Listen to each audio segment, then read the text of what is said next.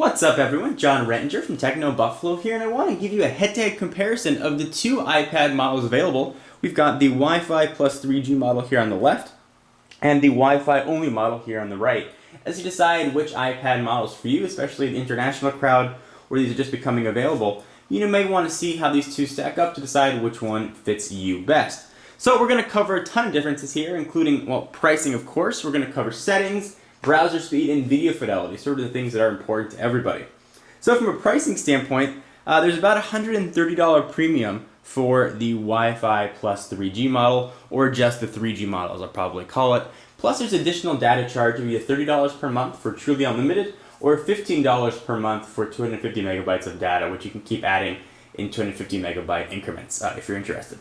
So let's jump right into settings, because there are some subtle differences here with the settings. Now they're both running the same firmware and the same build number, but there are still some differences between the two. The first thing in the menu systems here, you'll notice that the 3G model has an airplane mode, whereas the Wi-Fi only model does not. And one sort of strange omission as well, I love being able to see my battery percentage in the upper right hand corner. And on the Wi-Fi model, I can control that right through the main menu with the battery percentage indicator right there. However, that is not on the 3G model. I know it's a little nitpicky, but it does seem very weird. If I want to access those settings, I have to actually jump into usage, which is a menu not seen on the Wi-Fi model. And then I can go ahead and check my battery percentage. And while we're in here on the usage, I should show you that this shows the sent and received data that you've used just over 3G. It does not keep track of Wi-Fi, in case you were wondering. We have a cellular data option here, which is something not found on the Wi-Fi model. You can turn your data on or off. You can turn data roaming on or off. You can add minutes or data international data if you'd like. And you can configure your APN or your SIM pin if you so choose. Similar settings that you get with most standard smartphones. So we'll go ahead and jump out here, and I should say that even if you have cellular data on, if you're connected to a Wi-Fi network, it'll automatically default to Wi-Fi. So you can leave the 3G on, not worried about using the 3G and getting less fast connections in your house. If you've got Wi-Fi, it'll automatically be defaulted to Wi-Fi. And speaking of 3G, let's talk about how that affects battery life. Battery life in the iPads are fantastic.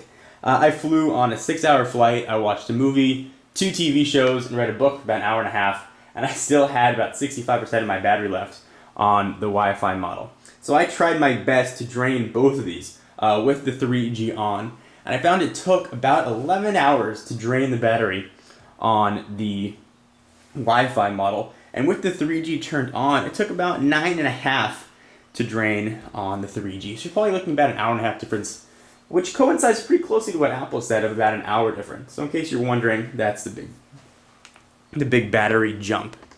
So let's go ahead and compare these two browser speeds. So to do this, I'm going to go ahead and clear the cache so we get a very fresh settings and clear everything out of here. So we'll go ahead and jump into Safari. We'll clear the cache. We'll clear the cookies. I want to do this on camera so you guys can see that these are sort of fresh tests. And then we'll refresh the pages so you can see what it would look like refreshing a page that you visit on a regular basis. So we'll clear history, clear cache here.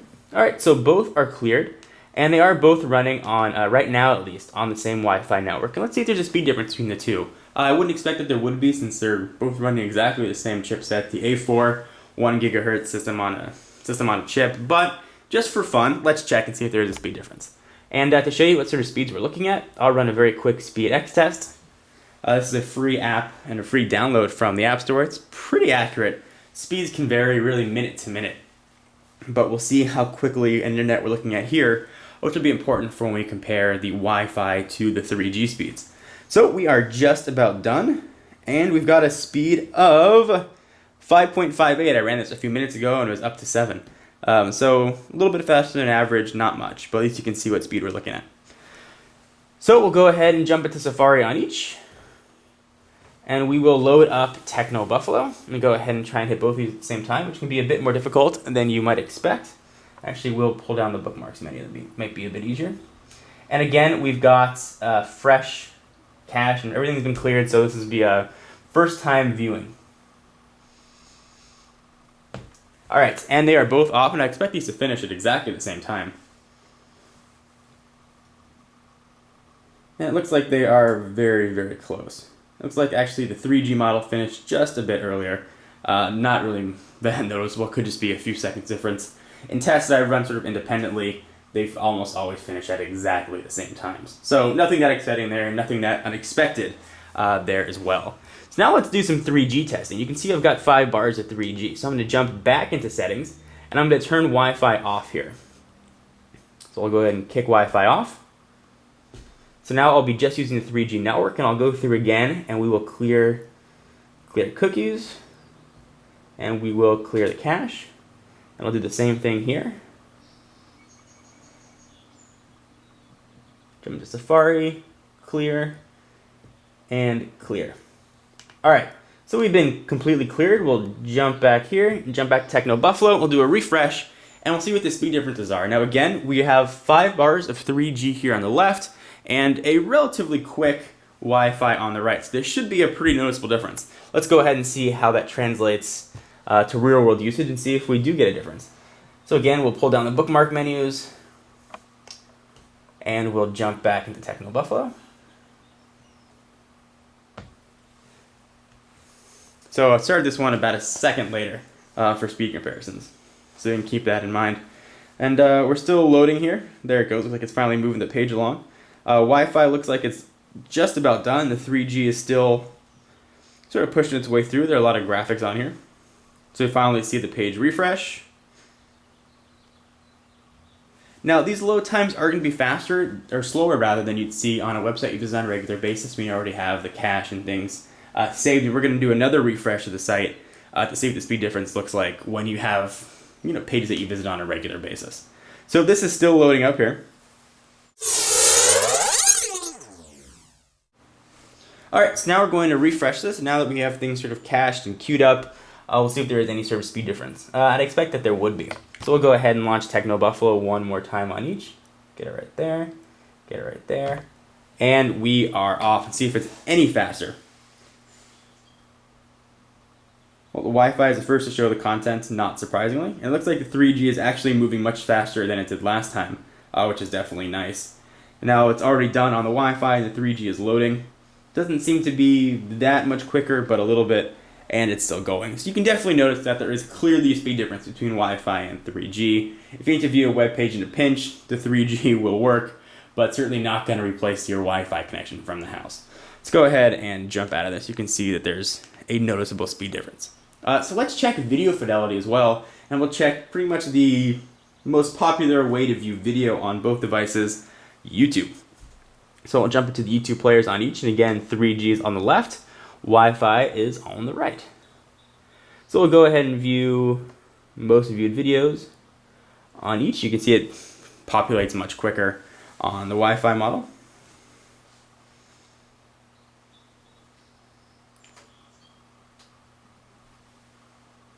And here is the content now on 3G. And we'll view the most popular video of the day, which is actually a very funny series, The Annoying Orange. If you haven't watched it, it's probably worth a watch. All right, let's go ahead and play these. You can see it starts to play right away on the Wi-Fi model. Fidelity looks really good. You can go ahead and pinch it up or full screen. Hey, watch the hair, bud. So it looks nice, it's clear, you can see it. It also loads very quickly. It takes a decent amount of time to queue up even just a second or two of content over 3G. And looks like we've dropped down to about 3 bars of 3G, which is probably pretty fair to what you would get in your area. And after this, we'll do a speed test of the 3G so you can see how quickly, or not quickly. So you can see it's fidelity looks like it's definitely degraded here on 3G. It's certainly watchable, however. It's not unwatchable, but there is a long time for it to queue up. So you saw it's about a 2-minute clip, and right now you can see the bar going. We're almost done. So you can definitely watch YouTube videos, and actually I was surprised at how quickly this loaded, especially considering how slowly it loaded some web pages. It's kind of interesting to note. Let's go ahead and jump out of this, and let's do the speed test now over 3G to see what the big difference actually is. So we'll run it again here on the Wi-Fi model. We'll start it there. We'll start it here, and we can see what the big difference is. I expect this one to certainly be much slower. That one seems to be running along very quickly. I won't make you guys sit here and watch this whole thing go through. I'll just sort of cut back when it's done.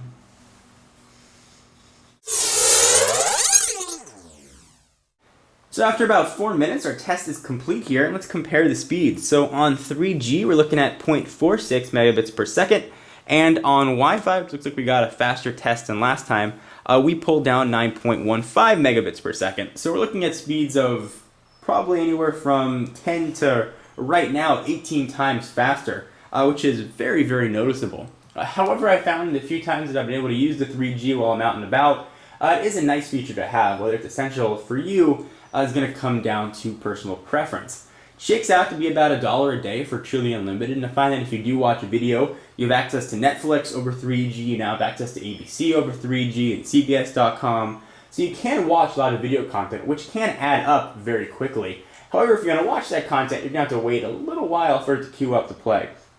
So really, which one you're interested in, again, it's going to come down to which one you prefer.